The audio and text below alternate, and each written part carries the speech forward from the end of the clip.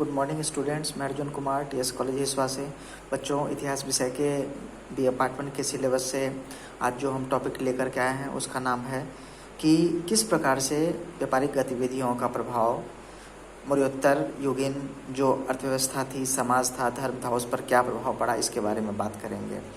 चूँकि हम जानते हैं कि मौर्योत्तर काल में अर्थात पोस्ट मौर्यन एरा में व्यापार प्रमुखता से किया जाता था और इसका विभिन्न क्षेत्रों पर व्यापक असर पड़ा।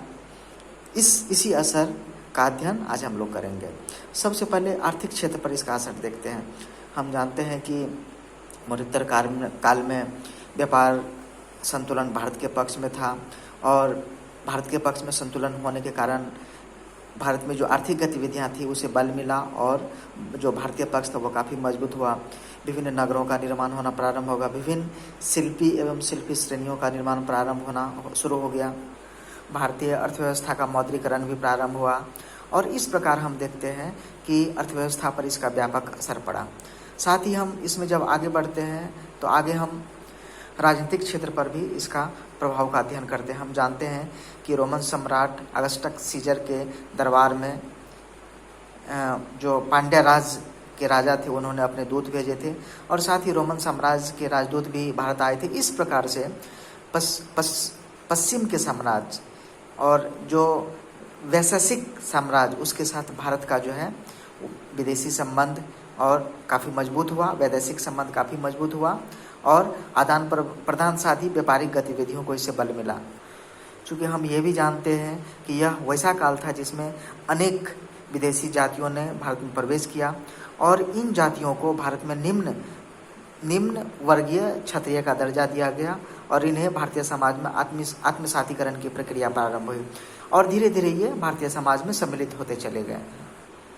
इस समय धर्म का भी काफ़ी विकास हुआ, खासकर बौद्ध धर्म और जैन धर्म का काफ़ी विकास हुआ। चूँकि व्यापारिक गतिविधियाँ बढ़ने के कारण जो भी व्यापारी थे वो बौद्ध धर्म जैन धर्म को मानते थे, इसलिए कि बौद्ध धर्म और जैन धर्म उन्हें व्यापार करने की एवं सूद पर लेन देन की अनुमति देता था। इस प्रकार हम देखते हैं कि जो भी व्यापारिक वर्ग थे या श्रेणी थे वे बौद्ध धर्म एवं जैन धर्म को प्रश्रय देते थे।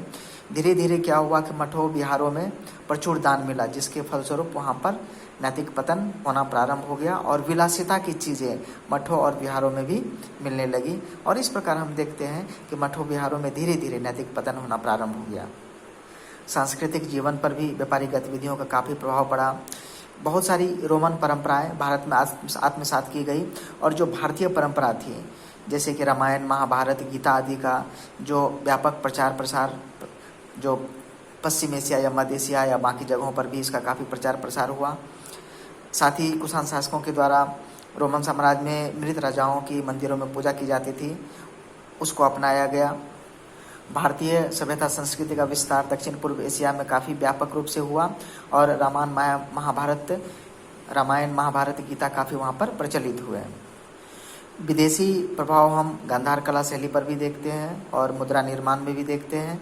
चूँकि गांधार कला शैली में जो मूर्तियाँ बनाई जाती थी उस पर पूरी तरह से रोमन साम्राज्य का असर था और साथ ही मुद्रा निर्माण की जो तकनीक थी उस पर एक तरफ जो स्थानीय लिपि थी वो और दूसरी तरफ यूनानी लिपि में उस पर खुदाई की गई थी। इस प्रकार हम देखते हैं कि अन्य देशों एवं साम्राज्यों से संपर्क होने के कारण भाषा, नवीन विचार, साथ ही अन्य गतिविधियां का काफ़ी प्रचार प्रसार हुआ एवं भारत में भी वो गतिविधियां आई। साथ ही भवन निर्माण में भी हम देखते हैं कि मेहराब एवं गुंबदों का प्रयोग किया जाने लगा और इस प्रकार हम देखते हैं कि मौर्योत्तर काल में जो व्यापारिक गतिविधियां थी उन्होंने समाज के प्रत्येक क्षेत्र को प्रभावित किया और उस पर अपना काफ़ी व्यापक असर डाला। धन्यवाद।